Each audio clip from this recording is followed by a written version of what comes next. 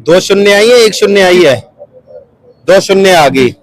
एक आगे लगाए या पीछे लगाए, मैं तो उल्टे हाथ को लगा दूंगा, 100 हो जाएंगे। पूरी 36 बरादरी, खासतौर पर हमारे गरीब परिवार जो बेचारे जिनको कहीं कोई सहारा नहीं मिलता था, असलियत तो दिक्कत उनको आई है जी। आज आप देखते हो, हम भी देखते हैं कि आज उनको कोई सहारा नहीं मिल पा रहा। उनको आज कि कहीं किसी के साथ कोई बात हो जाती है तो आज उन्हें कोई उनकी सुनने वाला नहीं है, बेचारे रोते डोलते हैं। और चौथ साहब के साथ हम खुशी का भी दिन है और दुख का भी दिन है। खुशी का तो ये है कि हम 36 बिरादरी ने एक पगड़ी से अमरजीत का सम्मान करा है। चौधरी साहब की जगह उन्हें स्थापित करा 36 बिरादरी ने, ये तो खुशी की बात है। और दुख की बात ये है, आज पलवल से शोषित, वंचित, गरीब, मजदूर और मजलूम की आवाज उठाने वाला शख्स गायब हुआ है। उसका पूरे 36 बिरादरी को दुख है। विधायक सुभाष चौधरी की बरसी पर श्रद्धांजलि सभा। सर्व समाज ने पुत्र अमरजीत को पगड़ी पहनाकर सौंपी समाज व परिवार की जिम्मेदारी। पलवल की राजनीति में अपनी दबंग छवि और जनता के बीच लोकप्रियता के लिए जाने जाने वाले पूर्व विधायक सुभाष चौधरी को रविवार को कल्याण एनक्लेव स्थित उनके आवास पर भावभीनी श्रद्धांजलि दी गई। बता दें कि गत वर्ष 17 सितंबर 2024 को ब्रेन हेमरेज के कारण उनका निधन हो गया था। उनके निधन के पश्चात 11वां माह पूर्ण होने पर परिवार द्वारा बरसी और श्रद्धांजलि सभा का आयोजन किया गया तथा साथ में भंडारे प्रसाद का आयोजन भी किया गया। इस अवसर पर विधिवत हवन यज्ञ किया गया और उनकी तस्वीर पर पुष्प अर्पित कर श्रद्धांजलि दी गई। श्रद्धांजलि सभा में सर्व समाज के हजारों लोग उमड़े और सबकी मौजूदगी में उनके सुपुत्र अमरजीत चौधरी को पगड़ी पहनाकर परिवार और समाज की जिम्मेदारी सौंपी गई। ये समाज जो है 36 बिरादरी, कहीं न कहीं उन पर से भी एक आशीर्वाद भरा हाथ जो है वो हट गया है। 36 बिरादरी कोई बिरादरी नहीं, 36 बिरादरी हमारे फादर साहब श्री सुभाष चौधरी जी का कुनवा लगा हो, उसको परिवार और कुनवा। और बड़े बूढ़ों ने मेरे फादर साहब को 11 महीने हो गए गुजरे हुए, कमी जीवन भर खलेगी मुझे, पर कभी ऐसा महसूस नहीं होने दिया। अगर मेरी कहीं आंख पसीजी है तो फूट फूट कर रोने लगे हैं देहात में, यहाँ तक कि बड़े बूढ़े भी 90-90 साल के भी। उनका हौसला बढ़ाने के लिए मैं, बड़े बूढ़ों ने मुझे जो जिम्मेवारी दी है मैं उसको बखूबी निभाऊंगा, उसी मर्दमी के साथ निभाऊंगा, उसी ताकत के साथ निभाऊंगा। लोगों का काम मैं करके रहूंगा, चाहे कुछ भी हो जाए। अमरजीत जी हालांकि राजनीतिक परिदृश्य नहीं है, लेकिन राजनीति की बात करना अति आवश्यक है। चौधरी साहब राजनीतिक व्यक्ति थे, कहीं ना कहीं राजनीति में भी एक शून्य आ गया है। क्या मानकर चले शून्य को पूरा करने का काम अमरजीत करेंगे? दो शून्य आई है, एक शून्य आई है, दो शून्य आ गई। एक आगे लगाए या पीछे लगाए, मैं तो उल्टे हाथ को लगा दूंगा, 100 हो जाएंगे। डंडा ही खींचना हो बस। केवतिया जी है, पार्षद केवतिया जी, नमस्कार। केवतिया जी, बहुत पुराना आपका साथ रहा है चौधरी साहब के साथ, और अपने कुछ संस्मरण बताएंगे, अनुभव साझा करना चाहेंगे, किस तरीके का उनका व्यवहार रहा, उनका लोगों के प्रति उनका प्यार रहा? चौथ साहब के जाने से हमारी पूरी 36 बरादरी, खासतौर पर हमारे गरीब परिवार जो बेचारे जिनको कहीं कोई सहारा नहीं मिलता था, असलियत तो दिक्कत उनको आई है जी। आज आप देखते हो, हम भी देखते हैं कि आज उनको कोई सहारा नहीं मिल पा रहा। उनको आज कि कहीं किसी के साथ कोई बात हो जाती है तो आज उन्हें कोई उनकी सुनने वाला नहीं है, बेचारे रोते डोलते हैं। और चौथ साहब के साथ मुझे तो बच्चा था उनका, मुझे तो बच्चे की तरह प्यार करते थे, बहुत उनके साथ रहा। और आज मैं उनको अपना गुरु भी मानता हूँ। राजनीतिक जो भी आज मैं पार्षद हूँ, उनका मुझे बहुत बड़ा आशीर्वाद रहा है। मुझे अपने बच्चे की तरह बताते भी थे, समझाते भी थे। कहीं कोई बात होती थी तो आज हमें भी कोई कमी बहुत ज्यादा इस वजह से खलती है कि हम पे भी, क्योंकि उम्र कम है, उनको बहुत ज्यादा नॉलेज थी। कहीं कोई बात आती थी तो हम भी उनके पास आके मिल चौथ साहब चाचा यहाँ इस चीज की दिक्कत आ रही है, तो उस चीज को बताते थे, साझा करते थे हमको जी। जी बात करें तो कहीं ना कहीं एक शून्य जो है इलाके में आ गया है। एक तरीके से कहा जाए तो ये इलाका चौधरी साहब के जाने के बाद कहीं ना कहीं अनाथ हो गया है। ये तो मैं आपको निकुंज भाई पहले भी कह रहा था, गरीब आदमी तो वास्तव में ही अनाथ हो गया है। और खुद ने मैंने देखे रोते हुए, मैं किसी के नहीं कहता, मैंने खुद ने देखे रोते हुए वानगी। और किसी नेता से ही कह रहे थे वानगी जी, अब हमारा चौथ साहब चले गए, हमारा कोई सुनने वाला नहीं है। वो औरत रो रही थी तो उनको उन्होंने बताया कि कोई बात नहीं, आप हमें बताओ, जितनी हो सके हम मदद करेंगे।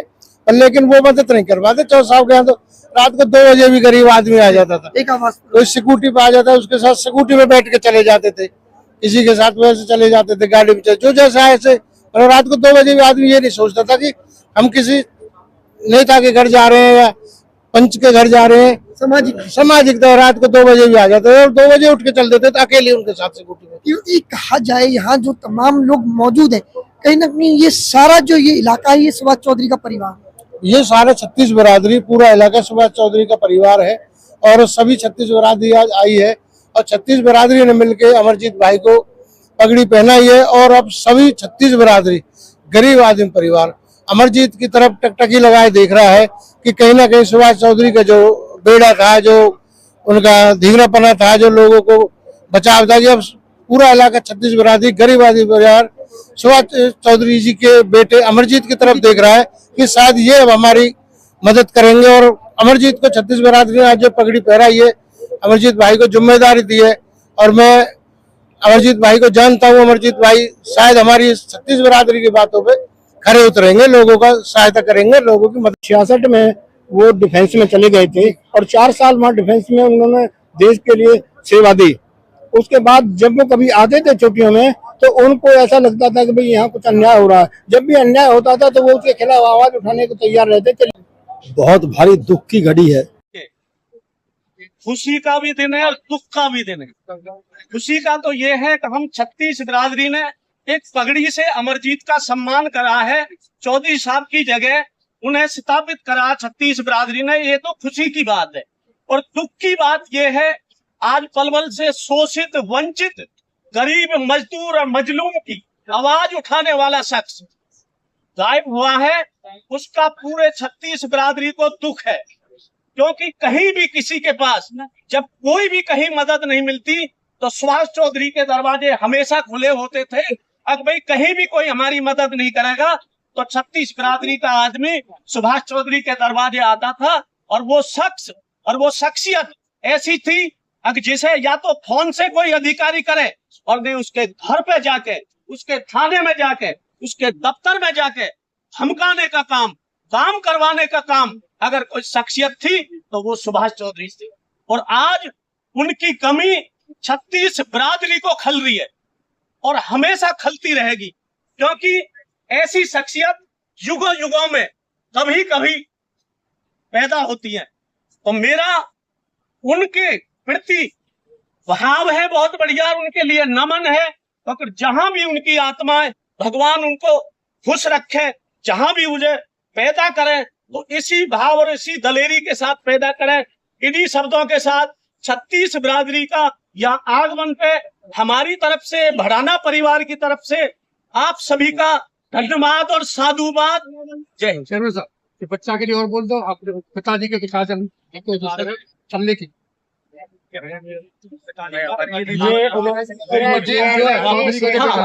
और मेरा अनुरोध है, देखो अमरजीत भाई चौधरी साहब होते तो कोई बात ही नहीं।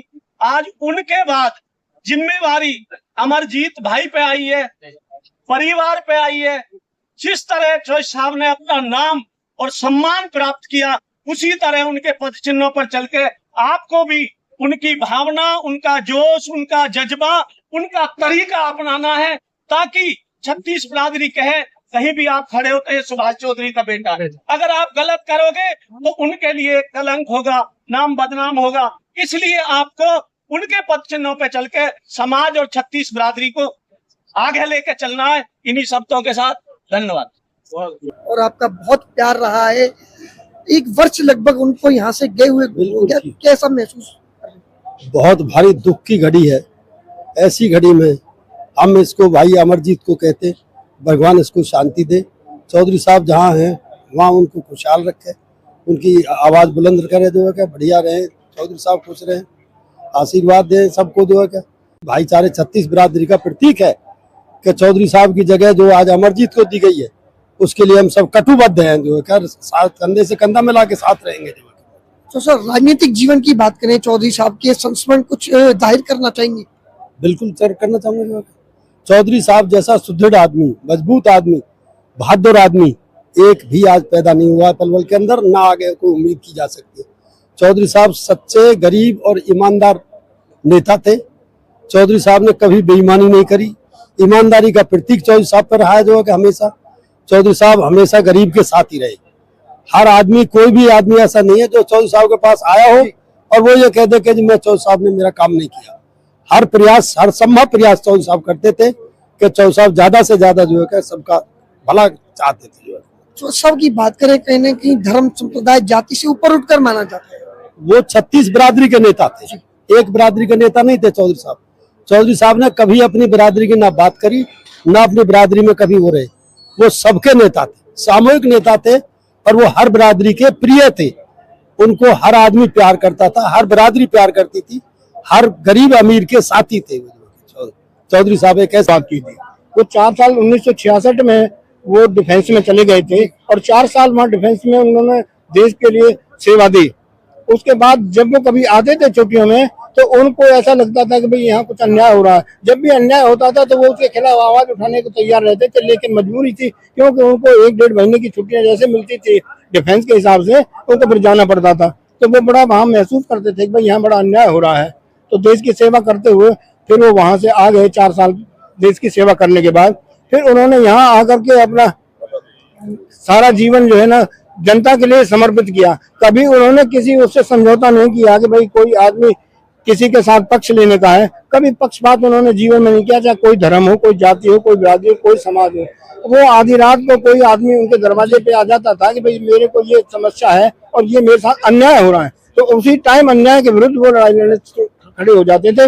वो ना ये देखते थे मैंने खाना खाया नहीं खाया, ना ये देखते थे कि मैं सो चुका हूँ, ना वो ये देखते 2 बजे आ जाए, रात को 2 बजे उठ करके जिसके साथ अन्याय हो रहा है उसके साथ वो चले जाते थे। अगर कोई आदमी झूठ बोलता था तो उसको वहीं पे डांट के उसको भगा देते थे। मैं तेरे को ये गलत है, तू मेरे को क्यों बरगला रहा है। तो उन्होंने कभी पक्षपात किसी बिरादरी के, किसी समाज के, किसी धर्म के प्रति कभी नहीं किया। वो हमेशा न्याय का पक्ष रखते थे। जो भी न्याय संगत बात होती थी पंचायतों में बैठ करके फैसला करते थे और जो सब समाज की पंचायत होती थी उनमें लोग इस हिसाब से उनका अनुसरण करते थे कि भाई ये एक सत्य कहने वाला आदमी है और ये किसी का पक्षपात नहीं करता। जो इनको न्याय संगत लगता है उसी के ऊपर अटल रहते थे, इसीलिए सब लोग उनकी पंचायतों के फैसले को मानते भी थे। राजनीतिक जीवन की बात करें, कैसा राजनीतिक जीवन? राजनीतिक जीवन उन्होंने बताया कि भाई फौज में ही रहते हुए उन्होंने थोड़ा सा एक अन्याय के विरुद्ध था, तो वो यहाँ पे आकर के 5 बार अपना यहाँ मेंबर कमेटी नगर पालिका के सदस्य रहे। वो 5 बार यहाँ के प्रधान भी रहे। तो उसके साथ साथ उनको अपना एक जज्बा रहता था कि भाई मेरे साथ कोई अन्याय ना हो, मेरी जनता के साथ कोई भी समाज हो, किसी भी तरह का हो। और खास तौर से तो जो गरीब और कुचले हुए दबे हुए लोग अपने आप को महसूस करते थे वो उनके पास ज्यादा आते थे, क्योंकि उनको पता है कि हमारी बात यही सुनी जाएगी। तो वो आगे बढ़ते रहे। उसके बाद उन्होंने 2 चुनाव लड़े बहुजन समाज पार्टी से, उन्होंने उनको शिकस्त मिली। तीसरा चुनाव लड़ा इनेलो पार्टी से, तो 2009 में उनको कामयाबी मिली। करण दलाल को हरा करके वो अपना विधानसभा में उन्होंने अपना स्थान प्राप्त किया। उसके बाद भी वो बहुत जनता की सेवा करते रहे। उनको ये नहीं था कि मैं विधायक हूँ, विधायक के रहते हुए भी उनको ये नहीं ऐसा एहसास हुआ करने दिया किसी को महसूस कि भाई मैं विधायक हूँ। उन्होंने अपने जैसे ही आम नागरिक के तरह ही उसको उस समय भी ये मिलते थे जब विधायक थे। और उसके बाद फिर चुनाव लड़ा, फिर वो उनको शिकस्त मिली। उसके बाद में फिर उनका राजनीतिक जीवन अब तक बिल्कुल बरकरार चलता रहा। पिछले साल सितंबर में उनका देह अवसान हो गया उस वजह से, लेकिन उन्हीं के उस पे हमारा भी प्रयास है भाई हम भी उन्हीं पर चिन्हों पे चल करके उनकी आत्मा को शांति। चौधरी साहब, कहीं ना कहीं बात करें, परिवार नहीं सर समाज को उनके जाने का आज दिखाई पड़ रहा है, कितना असहनीय कष्ट हो रहा है। ये समाज जो आ रहा है ये अपने आप आता है, बुलाए से कोई नहीं आ रहा। न किसी को न्योता भेजा गया कि भाई आप लोग यहाँ पे आओ, ना उनको ये बताया। जितने भी लोगों को पता चली कि भाई यहाँ पे इस तरह से उनकी आज बरसी है, तो लोगों को सुन करके अपने आप यहाँ पे आना उनका शुरू हो गया है। किसी को स्पेशल कोई न्योते नहीं भेजे गए कि भाई हमें कोई वो करना है। तो उनका राजनीतिक जीवन जो है ना इसी से स्वच्छ हो जाता है। वो कभी किसी के पार्टी के घटिया राजनीति में कभी नहीं रहे और अन्याय के विरुद्ध हमेशा खड़े रहे।